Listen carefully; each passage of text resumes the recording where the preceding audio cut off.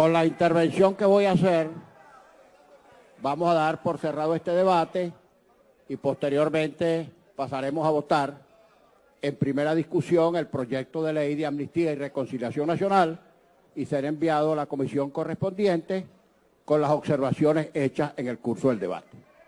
Quiero comenzar por decirle cordialmente a los colegas de la bancada del gobierno que hoy no han tenido exactamente una buena tarde. Y no han tenido una buena tarde, no porque en ese sector no exista potencialidad parlamentaria, capacidad, luces, ilustración, conocimientos, no por nada de eso, sino simplemente porque no tienen razón. Y al no tener razón, no pueden salir bien. Yo he escuchado con mucha atención hasta las intervenciones que no se deberían escuchar.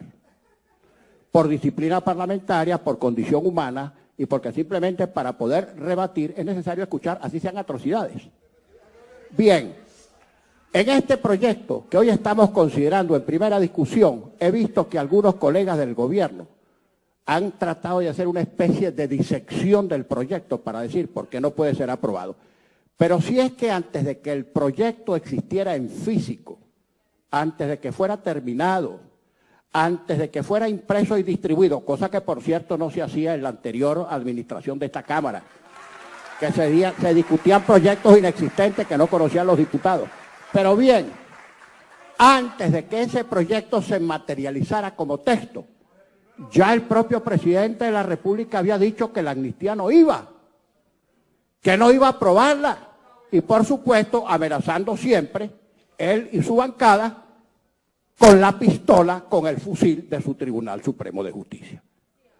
Bien, mire, vamos a comenzar por hacer algunas definiciones jurídicas, porque uno a veces escucha hablar abogados que uno cree que se graduaron en la Universidad de la Vida, pero no han podido pasar por ninguna universidad. Bien, lo primero que hay es que tratar de que entiendan la diferencia entre amnistía e indulto. El indulto es una figura procesal, sustantiva y adjetiva a la vez, que consiste en perdonar la culpa, la infracción del que ha sido condenado. Incluso el Código Penal dice el indulto o gracia que condona la pena. Es decir, que para que haya indulto tiene que haber pena, es decir, sentencia definitivamente firme. Ahora, en la época del presidente Caldera I, se interpretó por el propio presidente el indulto procesal, es decir, que se concedía en el proceso antes de que hubiera sentencia. Y recuerdo claro, se trató el indulto de Miguel Silvio Sanz, que había sido nada más y nada menos que jefe de la Brigada Política de la Seguridad Nacional. Y el presidente Caldera lo indultó, incluso pasando por encima del concepto del indulto que está en el Código Penal, en este y en el de la época, porque consideró que con ese tipo de medidas podía llegar a lograr la paz. Y aquí, oye, uno en esa especie de discurso tautológico, gravitando siempre en torno al mismo punto.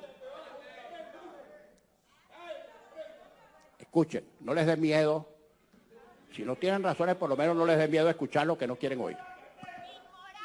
La amnistía, uno escucha hablar de la palabra amnistía en ese discurso tautológico repetitivo, como que si la amnistía fuera alguna cosa extraterrestre.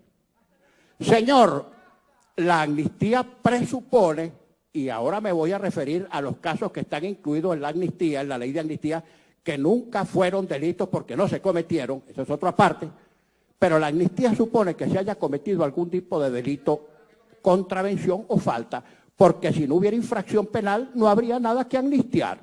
Eso se cae de Maduro. Por ejemplo, para citar un caso, si en medio de una manifestación política un manifestante comete una infracción, por ejemplo, quema una unidad de transporte, ahí hay un delito. Por supuesto, si se promueve la ley de amnistía para ese tipo de delitos, es para condonar o para borrar el delito que se cometió en una manifestación política. Porque si no hay delito, no hay nada que amnistiar. Eso se cae de Maduro. Entonces parece que no lo entendieran. Y esto es elemental. Ojo, no hay ni que ser abogado, sino simplemente tener una pizca de sentido común, de racionalidad, es decir, de cacumen, de cerebro. Bien, pero uno oye a veces a los colegas del gobierno hablar. Mire, allá hay algunos abogados que no sabe ni cuáles son los elementos del delito. Que si le pregunto cuáles son los elementos del delito, los raspo. Se lo voy a decir para que lo anote, colega. Acción, tipicidad, antijuricidad, imputabilidad, culpabilidad y condiciones objetivas de punibilidad. Anote, para que aprenda derecho penal. Porque hay abogados que son penalistas porque dan pena. Son penalistas porque dan pena.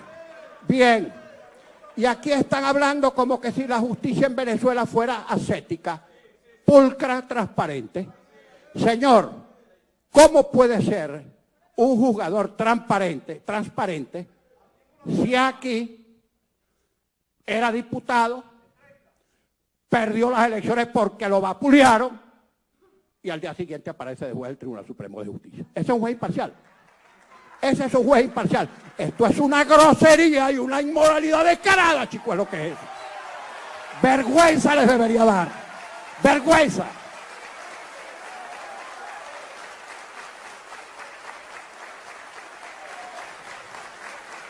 Hemos tenido que incluir en ese proyecto supuestos de delitos no cometidos. Y me voy a referir a pocos de algunos casos. Independiente. Si quieres anótate que contigo no se aprende nada. De inteligencia no te vas a morir. Hay hechos que incluso no han sido cometidos como delitos y has tenido que incluirlos para poder liberar a los presos. Me voy a referir a muy pocos casos. Me voy a referir, por ejemplo, al caso de Leopoldo López. En el caso de Leopoldo López, el fiscal, que es una especie de delincuente prófugo, se va corriendo y confiesa que a él le dieron instrucciones de imputarlo, aunque él sabía que no había cometido delito. Y ese es el fiscal, y en base a esa acusación fiscal lo sentenciaron. ¿Y qué prueba opera contra él? Un informe semiológico, interpretativo de unos discursos, y la propia experta a quien llamaron para rendir la prueba, dice que ahí no había nada, que ella no puede llegar a ninguna conclusión y decir que de ese texto se evidencie la instigación a cometer ningún delito. Y está preso y sentenciado. Ahora, esa es justicia. Eladio Aponte Aponte. Eladio Aponte Aponte, que se va afuera a señalar a sus anteriores compinches con muy curso en todo tipo de delitos.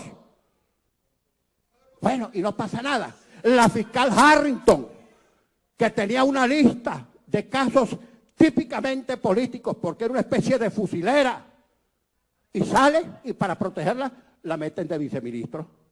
Bueno, y pare de contar, ¿qué juicios son esos? ¿Son confiables esos juicios? Entonces sientan la premisa. Premisa menor, los delincuentes deben ser castigados. Premisa menor, fulano de tal es un delincuente. Conclusión, fulano debe ser castigado. Y juicios trucados, es que no hay expediente, no hay caso. Pero dicen fue sentenciado. ¿Fue sentenciado en qué? En un proceso judicial que no es tal. Bueno, ¿y cuántos casos no hay así? En el caso de Ledesma, ¿cuál es el delito en el caso de Ledesma? Que un tercero dijo que él dijo o que alguien sospechó que él dijo. Pruebas indirectas, pruebas colaterales, pruebas carambolas. ¿Qué juicio?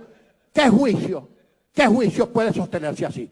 En el caso de Oscar Pérez, el caso de Oscar Pérez, bueno, estos son tan desparpajados que incluso ignoran un principio esencial del derecho penal, que es la responsabilidad personal. La responsabilidad penal es personalísima e intransferible.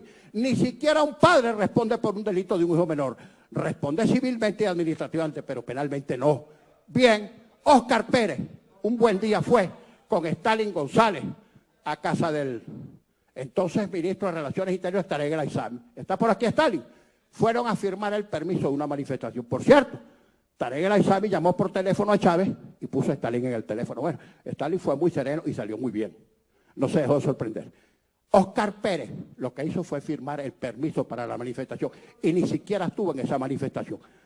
Y lo imputaron penalmente porque ahí alguien cometió un hecho. Rompieron vidrios o quemaron carros, yo no sé. Pero Oscar Pérez ni estaba allí. Entonces, por el hecho que cometió uno, dos o no sé cuántos manifestantes de 30, 40 mil que había en la calle, imputaron a Oscar Pérez. Mira, esto no existía ni en el derecho soviético, ni siquiera en el derecho cubano, donde se desconoce la más ínfima condición humana. Así no se imputa, chicos. Ahora, ¿Cuál es su concepto?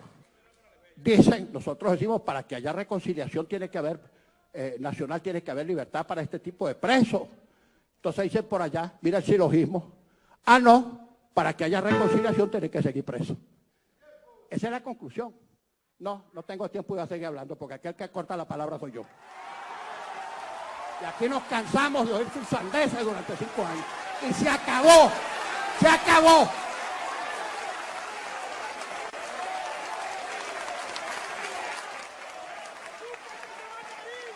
Les quiero decir unas pocas cosas más. Cuando concurrimos a Miraflores, tú no tienes eso, ¿vale? Tú lo que haces es gritar, tú eres un gritón. Cuando fuimos a Miraflores, el 10 de abril del año 2014, convinimos después en que se constituyeran comisiones de trabajo para tratar de tomar algunas medidas y la comisión se constituyó.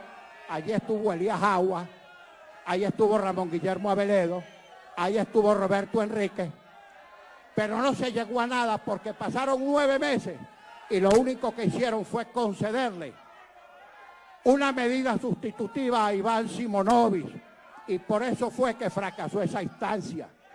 Y después de eso, desde allá hasta aquí, no ha ocurrido ningún contacto ni ningún evento como para que se puedan dar algunos entendimientos para lograr la reconciliación nacional.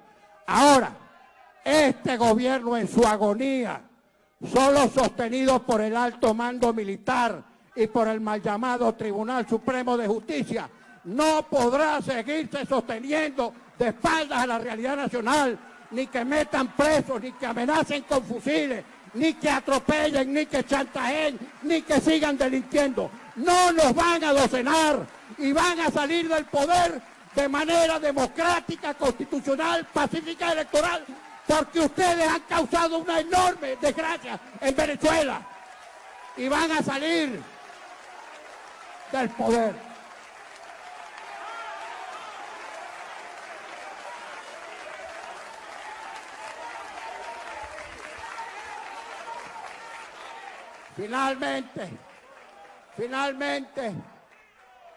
Finalmente quiero decir algo.